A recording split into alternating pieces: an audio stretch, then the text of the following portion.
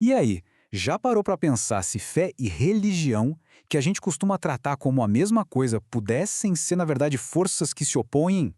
Pois é, nessa análise a gente vai mergulhar fundo num sermão que defende exatamente essa ideia. Então, a grande questão é essa: será que a fé e a religião podem mesmo entrar em conflito? O ponto de partida aqui é um sermão que explora justamente essa tensão, que é para muitos surpreendente. O embate entre a fé pessoal, aquela que vem de dentro, e as estruturas, as regras da religião organizada. Certo. Para a gente conseguir acompanhar o raciocínio, o primeiro passo é entender o que o pregador enxerga como o problema fundamental da humanidade. É um estado que ele vai chamar de condenação. E olha, o ponto de partida aqui já é bem forte. A ideia é que todo mundo, sem exceção, já começa nesse estado de condenação. Não é sobre o que se faz ou se deixa de fazer, sabe? Não são ações específicas. É sobre a própria condição humana. Algo que regras e rituais simplesmente não conseguem resolver. É aqui que o sermão estabelece um conflito central, uma verdadeira queda de braço. De um lado está a lei, com suas regras e rituais. Pensa nela como um freio, algo externo. Do outro lado tem o que ele chama de a carne, que é a nossa natureza humana, a nossa essência. E é aí que está o X da questão. A lei até consegue segurar as rédeas do comportamento, mas ela não tem poder para mudar o que está aqui dentro, no coração. E aí, pronto, tá criado o dilema. Existe uma lei considerada santa, perfeita, mas que ninguém consegue seguir à risca. Ou seja, a humanidade fica numa sinuca de bico, debaixo de uma lei impossível de cumprir e, por consequência, numa condenação da qual não dá para sair por esforço próprio. Ok, se esse é o tamanho do problema, qual seria a solução? É aí que o sermão introduz a ideia de redenção, apresentada como a solução divina. E o jeito que ele explica isso é bem curioso. Em vez de um conceito todo místico, ele usa uma metáfora comercial. Pensa em redenção como pagar um preço para comprar de volta e libertar alguma coisa que estava presa, cativa. De repente, uma ideia que parecia super teológica vira uma coisa quase do mundo dos negócios, né? Fica bem mais fácil de visualizar.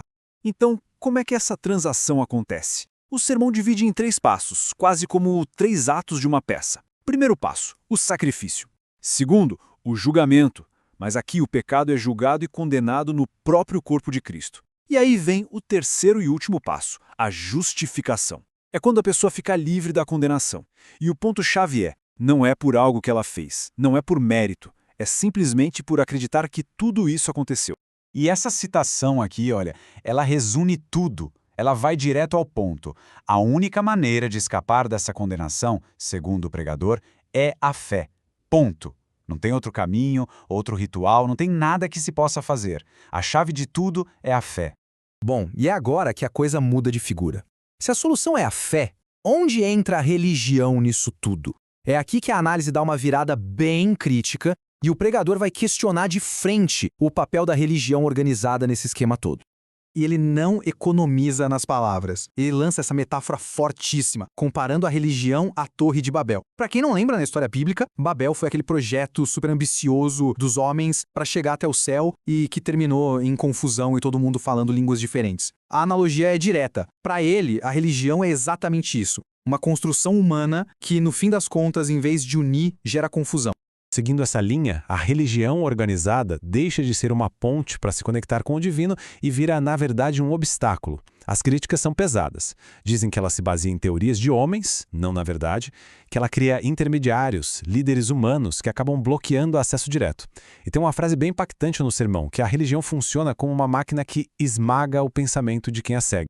E a crítica fica ainda mais afiada. O sermão chega a fazer uma afirmação bem polêmica. Quanto maior a igreja, mais ela se compromete com coisas que não deveria e, no processo, acaba empurrando sua figura central, Cristo, para fora. A ideia é que uma igreja muito grande, com 1000 pessoas, por exemplo, já não conseguiria mais ser genuinamente cristã, porque a própria gestão dela exigiria concessões que desvirtuam a essência. Tudo isso, então, nos leva para o fechamento do sermão. E ele termina apresentando uma escolha bem clara, um caminho a ser decidido por quem acredita. No fim das contas, o argumento todo se resume a esse contraste, a essa escolha entre 2 polos. De um lado, a religião institucional, uma construção humana, a tal Torre de Babel, cheia de regras e líderes. Do outro, a fé pessoal, direta, que é apresentada como a solução que vem do alto, sem intermediários. E é aqui que a gente termina, com uma pergunta que fica no ar. Uma provocação, na verdade. Se o argumento do sermão estiver certo, se as instituições religiosas são, por natureza, falhas, como é que a fé pessoal poderia florescer e se manter viva em grande escala? Qual seria a alternativa para organizar e sustentar a crença numa sociedade inteira sem cair nas mesmas armadilhas que foram criticadas?